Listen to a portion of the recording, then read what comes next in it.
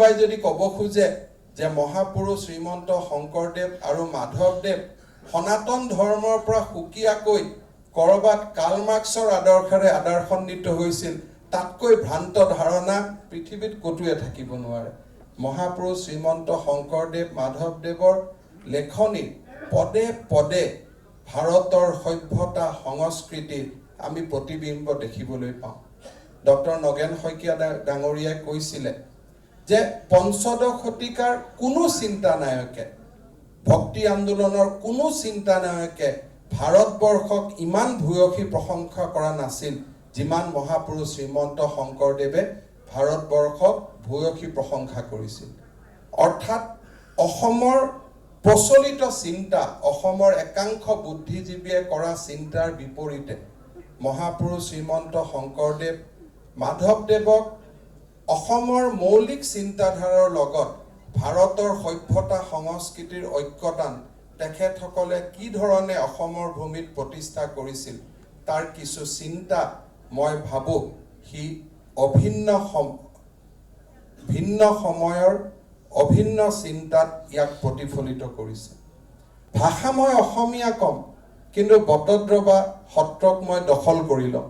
বটদ্ৰৱা সত্ৰত মোৰ দপদপনি চলিব, কিন্তু ভাষা মই চেঞ্চাছত অসমীয়া লিখিম। এনেকুৱা চিন্তাই আমাক ক'লৈকে আগুৱাই লৈ যাব। এই পুথিখনৰ জৰিয়তে কিছু তথ্যৰ মাজেৰে অসমৰ ভৱিষ্যত সুৰক্ষাৰ মোৰ দৃষ্টিত কি পথ হ'ব লাগে তাৰ বিষয়ে কিছু চিন্তাৰ সমাৱেশ কৰাৰ মই চেষ্টা কৰিছোঁ। মোৰ মনত আছে যিদিনাখন অভিজিত আৰু নীলোৎপলৰ বৰ্বৰ হত্যাকাণ্ড হৈছিল, তাৰ পাছদিনা আজিৰ সভাত ৰণোজ পেগু ডাঙৰীয়া উপস্থিত আছে। আমি একেলগে মিচিং গাঁও এখনত আমি একেলগে নিশা আমি থাকিছিলোঁ। সেইদিনাখন সমগ্ৰ অসমত এটা ধাৰণাৰ সৃষ্টি কৰিছিল যে কাৰ্বিসকল অসমীয়াৰ শত্ৰু। এখোজ আগবাঢ়ি গৈ সদৌ অসম ছাত্ৰ সন্থাই কাৰ্বি ছাত্ৰ সন্থাৰ প্ৰতিনিধিসকলক লৈ আহি নীলোৎপল আৰু অভিজিতৰ ভৰিত ধৰি ক্ষমা খুজুৱালে। মানুহৰ আত্মাই তৃপ্তি পালে।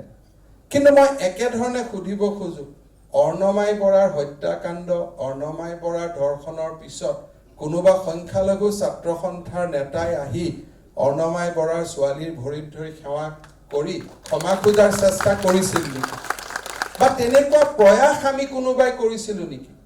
অৰ্থাৎ জনজাতীয় সমাজখনৰ ওপৰত যেতিয়া আমি আক্ৰমণৰ সুবিধা পাওঁ, আমি সেই আক্ৰমণৰ সুবিধা কোনেও এৰি নিদিওঁ। আৰু হয়তো তেনেকুৱা এক পৰিৱেশৰ কাৰণে আজি আমি অখণ্ড অসমৰ পৰিৱৰ্তে ৭ ভনীৰ কথা কওঁ। ভাষাভিত্তিক উগ্ৰ জাতীয়তাবাদে আমাক কিমান দূৰ আগুৱাই লৈ যাব? সদৌ অসম ছাত্ৰ সন্থাৰ উপদেষ্টা সমুজ্জ্বল কুমাৰ ভট্টাচাৰ্যী ডাঙৰীয়াই কয়, অসমত অসমীয়াৰ প্ৰভুত্ব থাকিব লাগিব। কোনজন অসমীয়া? কাৰ প্ৰভুত্ব? 25% মানুহ আজি আমি অসমত আছোঁ। যদি অসমীয়াৰ নেৰো এনালাইচিছ আমি কৰোঁ আৰু যদি অলপ উদাৰ এনালাইচিছ কৰোঁ, তেতিয়া হয়তো আমি 65%, তেতিয়া হয়তো আমাৰ প্ৰভুত্ব থাকিব। কিন্তু যদি আমি কওঁ কাৰ্বি অসমীয়া নহয়, বড়ো অসমীয়া নহয়, মিচিং অসমীয়া, জৈন আগৰৱালা লিখাৰ কাৰণে তেওঁলোক অসমীয়া নহয়, তেতিয়াহ'লে অসমীয়াৰ পৰিভাষা কোনে নিৰ্ণয় কৰিব? অসমীয়া ভাষা আমাৰ সংস্কৃতিৰ এটা অংগ, কিন্তু সেইটো আমাৰ পূৰ্ণ আত্মা হ'ব নোৱাৰে। কাৰণ অসমীয়া ভাষা বড়োসকলে নকয়, মিচিংসকলে নকয়, কিন্তু তেওঁলোকে কয়। যেতিয়া আমি কওঁ আপুনি অসমীয়া ভাষা কওক, তেওঁলোকে নকয়। যেতিয়া আমি কোনেও একো নকওঁ, তেতিয়া তেওঁলোকে স্বাভাৱিকভাৱে অসমীয়া ভাষা কয়। এই পুথিখনত মই এটা নিজে পাতনিত অভিজ্ঞতা এটা লিখিছোঁ। সমাগত সময়ৰ সৃষ্টিকালত সেই সময়ত মোৰ পিতৃদেৱতাৰ বিয়োগ হৈছিল, আৰু এটা জীৱনত কোনোবা হেৰুৱাৰ মুহূৰ্তত, আটাইতকৈ শ্ৰদ্ধা কৰা ব্যক্তিজনৰ হেৰুৱাৰ মুহূৰ্তত থকা আৱেগখিনিক সন্নিৱিষ্ট কৰি পিতৃ হোৱাৰ অভিজ্ঞতা আৰু পুত্ৰ হোৱাৰ অভিজ্ঞতা মানুহৰ জীৱনত দুটা অভিজ্ঞতা আহে যে এটা সময়ত আমি পুত্ৰ হোৱাৰ অভিজ্ঞতা পাওঁ দেউতাই স্কুলত লৈ যায় শৈশৱক আগুৱাই লৈ যায় আৰু এটা সময়ত দেউতাই আমাক লৈ কৰা কামখিনি আমি আমাৰ ল'ৰা ছোৱালীক লৈ কৰোঁ এই দুইটাৰ যিটো অভিজ্ঞতা সেই দুইটাৰ অভিজ্ঞতা সমাগত সময়ত মই লিখাৰ চেষ্টা কৰিছিলোঁ আৰু এদিন গুৱাহাটীৰ কালাপাহাৰত থকা এখন নাৰ্ছিং হোমত ৰাতি এজন ৰোগীক চাব মই গৈছিলোঁ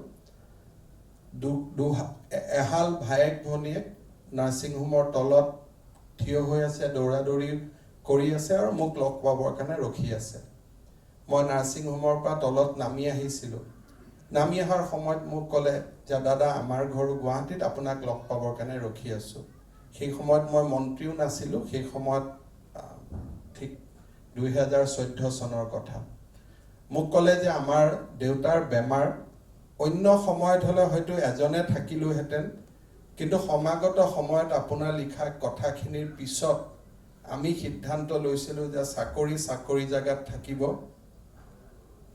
আন চিন্তাৰ জাগাত থাকিব কিন্তু দেউতাক চিকিৎসা কৰি সুস্থ কৰি নাৰ্ছিং হোমৰ পৰা ঘৰলৈ লৈ যোৱাটোৱে আমাৰ আটাইতকৈ ডাঙৰ দায়িত্ব কৰবাত সেই পুথিখনৰ সফলতা মই নিজে দেখা পাইছিলোঁ আৰু প্ৰাপ্তিৰ এক অদ্ভুত আনন্দ অনুভৱ কৰিছিলোঁ সকলো সময়তে ৰাইজে বুদ্ধিজীৱী বুলি বিশ্বাস কৰা ডক্টৰ হীৰেন গোহাঁই ডাঙৰীয়াৰ চিন্তাৰ বিপৰীতে দুটি প্ৰবন্ধ লিখাৰ বাবে মই প্ৰচেষ্টা কৰিছোঁ প্ৰবন্ধ দুটিৰ জৰিয়তে তেখেতৰ লগত বিতৰ্কত যোৱাৰ উদ্দেশ্য নহয় কিন্তু অসমৰ সমাজখনৰ মৌলিক সমস্যা অনুপ্ৰৱেশৰ সমস্যা কি ধৰণে আমাৰ জাতিটোৰ মূল্যাংকনৰ প্ৰয়োজনীয়তা আছে কি ধৰণে নতুনকৈ চিন্তা কৰাৰ প্ৰয়োজনীয় আছে তাৰ বিষয়ে দুটা প্ৰবন্ধ সন্নিৱিষ্ট কৰিছোঁ ব্যক্তিগত সংঘাতৰ কথা একো নাই খালি মাত্ৰ আদৰ্শৰ সংঘাত কাৰো লগত ব্যক্তিগত সংঘৰ্ষৰ অভিপ্ৰায় নাই আৰু অভিপ্ৰায় থকাৰ উচিত নহয় এই পুথিখনত অৰ্থনৈতিক দিশত দুটা প্ৰবন্ধ আমি সন্নিৱিষ্ট কৰিছোঁ মই ভাবোঁ যে অসমৰ অৰ্থনীতি বিষয় হিচাপে অধ্যয়ন কৰা ছাত্ৰ-ছাত্ৰীসকলে জিএছটিৰ বিষয়ে জনাৰ প্ৰয়োজন আছে জিএছটিৰ জন্ম কথা এক ভাৰতৰ অৰ্থনৈতিক ইতিহাসৰ এক মূৰ দৃষ্টিত এক ঐতিহাসিক ঘটনা সেই জিএছটিৰ জন্ম কথাৰ লগত নিজকে জড়িত কৰি সাক্ষী হৈ থকাৰ সুযোগ পাইছিলোঁ সেই বিষয়ে এই পুথিখনত সন্নিৱিষ্ট কৰি